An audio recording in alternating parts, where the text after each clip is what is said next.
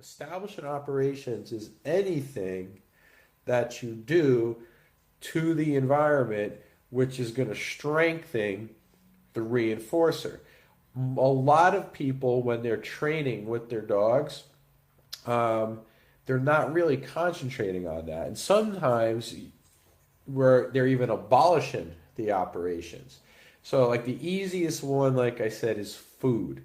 Um, if I was doing a group class or I was doing a private lesson or something like that, and I want to teach the dog a new exercise, so I want to motivate them to repeat a behavior many, many, many times, usually food is one of the best ways if you have a hungry dog. But if the dog is not hungry, even if you have the same treat that you're giving dog A, that you gave to dog B, if one is hungrier, you're going to get more repetition.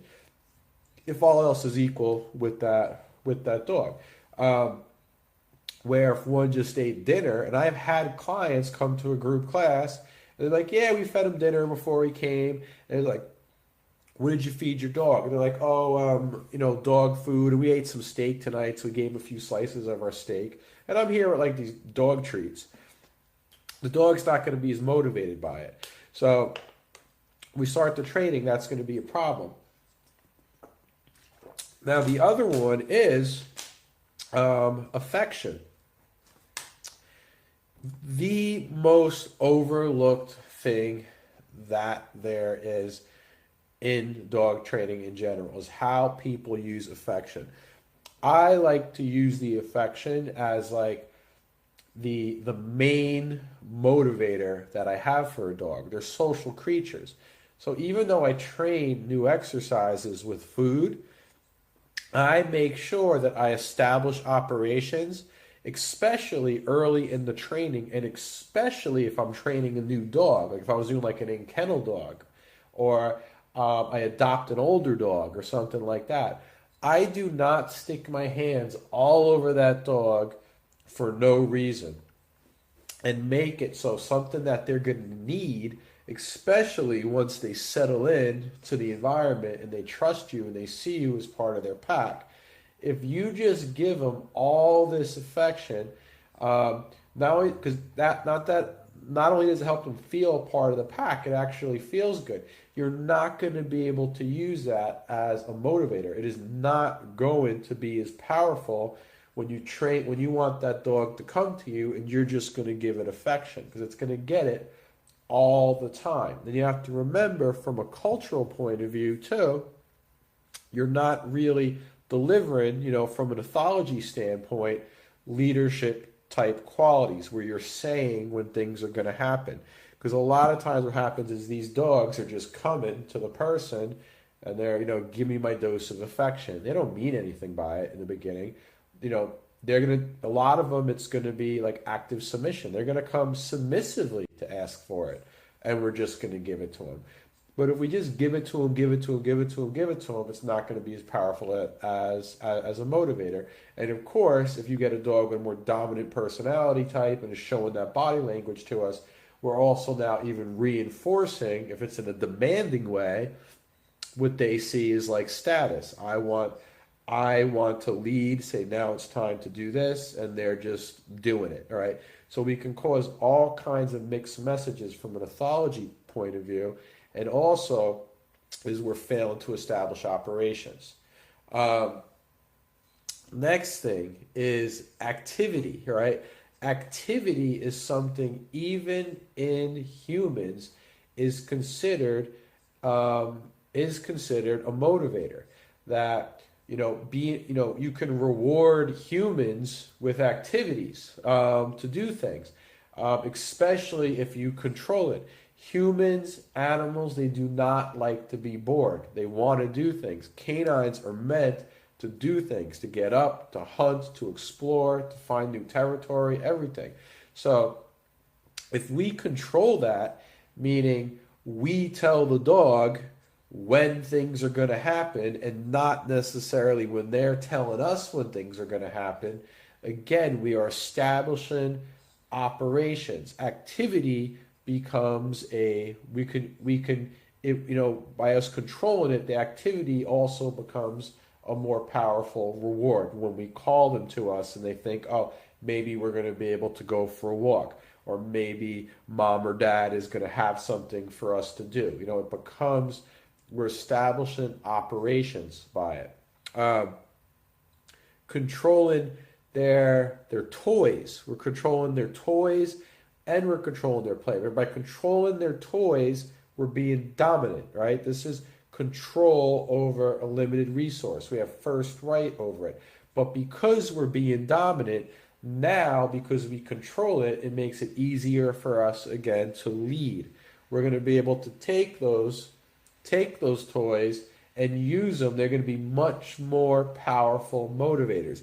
I cannot tell you how many clients I've had, and I've had clients. I've had like a litter of German Shepherds, very strong working, very, very, very strong working lines, where all of those dogs would do work. They would track. I trained one from the same litter as an amazing tracker, and I sold them to a vendor for a police department. All of the dogs were tracking, and then one client, a dog just as much natural drive as all the other ones in the litter, would just always have a stuffed animal that it basically carried around all day long. It had its own like prey object. So when that dog came to tracking class, or she wanted to try tracking with that particular dog, it was almost impossible to get that same type of motivation that we were getting from these other dogs, where we were controlling these toys that were like a supplemental prey object, because the dogs were hunting. When they're tracking, we're tapping into that predatory sequence, right? Where they're gonna hunt to grab this thing, but this one dog is always carrying around its prey toy. So it made it harder to make, by establishing operations, by withholding these things from the dog, it makes it easier to use them to motivate. And you will hear, I refer to it a lot, even on the website, you'll call it, and even on the old triangle, we refer to that as drive balance, right? Is the drive balance, where if you need more drive from that dog that we're going to use to work, any activity you want to do where some kind of toy or grabbing a toy or something we're using that predatory sequence to motivate them, if we give them less of it, they have more drive when we need them to work. If for some reason we need them to not be looking for something to do, like if it is a pet dog and we want the dog to be calmer, not chasing after the cat and doing all that, we actually may want to abolish operations and give the dog as much, quench that as much as we can. But it will hurt us if we then want to take the dog and do tracking or do sport work or do something where we need that dog. When we say so, that dog's ready to go, because now it's their chance. They're ready, and they are ready to do this when at a moment's notice. All right, so this is why establishing operations is going to be important, and it is part of the training process. It is everything we do to make that motivator more motivational. Now, this can go beyond just depriving them of basic needs, right? Like the cookie cutter establishing operations that people think of as depriving things that animals or people need. Deprive a person of oxygen and they're going to do almost anything you want, right? To get oxygen. Oxygen becomes much more important. Deprive them of food. We're going to do things for food. Animals are going to do things for food. You could say the same thing for water. You could say the thing for discomfort. You could cause something that's uncomfortable to an animal or a person, and then it makes the release of that discomfort a more powerful motivator, or something that you do. So it's all these things that you think of before you actually start the training.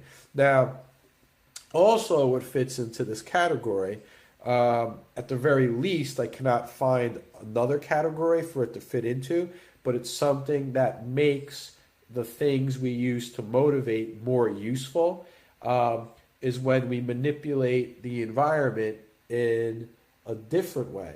So an example of this would be if I am training the dog and it's aggressive, say it's reactive to other dogs, and I have it in a group class with other dogs. And we're at a stage where we're just teaching the owner how to use food rewards to lure the dogs into these positions that the dog is going to need to understand before the dog needs to do it. You know, before we tell the dog, you're going to do this or there's going to be some sort of punishment as well. Like, we would not do that unless we showed the owners how to teach the dog what it means and why is it good. So in this case, the dog can come to class hungry and we have the food, but the food is less motivating because it's in an environment, right, where there are other dogs close by.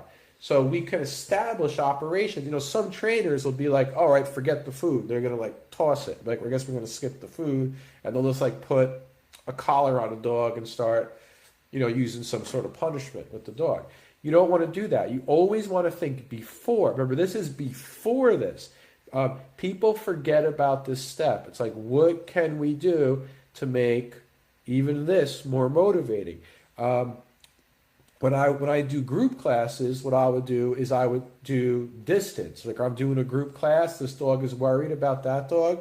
If it's a nice day, we may go outside and we create distance. Okay, you stand all the way over there on that side of the parking lot. And the further the dog was away, the less worried it was about the other dogs. And then suddenly that food became more motivating because the environment helped that food become more motivational, because the dog's adrenaline went down and it was able to actually remember, oh yeah, I'm hungry, I want that. The other thing I would use is visual barriers, right? So I would take like big barriers, or in some of the training rooms I had, they were like little wooden, they were basically like wooden barriers or rooms within rooms that I would have specifically to put the reactive dogs in. So they can go into a group class, right? Because some people, they will not bring a reactive dog into a group class for obvious reasons.